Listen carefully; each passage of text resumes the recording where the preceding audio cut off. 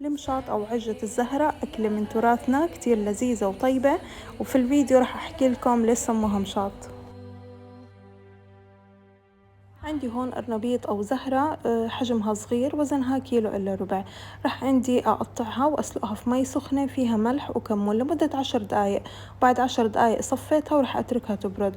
عندي هون بصلة فرمتها ناعم، بحط عليها الملح والفلفل الأسمر والكمون والبهار الحلو.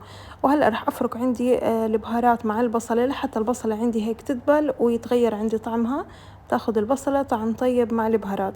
هيك بهذا الشكل بإيديكم افركوها منيح، وهيك صارت عندي جاهزة. رحت عليها ضمة بقدونس مفرومة، وعندي هون 4 بيضات رح أكسرهم، وهلا رح أخلطهم بشوكة عادي هيك بس لحتى البيض عندي يختلط عندي مع كل المقادير.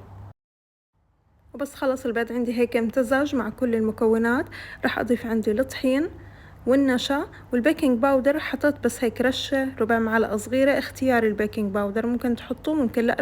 الوصفة الأصلية ما فيها بيكنج باودر، أنا حطيت ربع معلقة صغيرة. وهلأ بضيف المي عادية بدرجة حرارة الغرفة، وبخلطهم كلهم سوا مع بعضهم. وهيك هلأ الخليط هذا صار عندي جاهز، وضايل عندي آخر إضافة وهي أهم إضافة عندي الزهرة. بعد ما بردت بفتفتها هيك بأطراف الأصابع، وحجمها حسب ما بتحبوا، ممكن كبير صغير. أنا بحب هيك حجمها صغير لحتى تمتزج عندي مع كل المكونات. وهلأ رح أحركه كله سوا مع بعضه، وهيك صارت عندي الوصفة جاهزة جدا سهلة وما بتاخد وقت، وهذا هو القوام المطلوب. هلا رح أجهز الزيت عشان نقليها. عندي هون زيت نباتي، رح أحط معاه شوية زيت زيتون ليعطيني النكهة، وهي اسمها مشاط لأن هيك بتكون بحجم مشط الإيد، يعني هيك كف الإيد بدون الأصابع طبعا، المشط الإيد.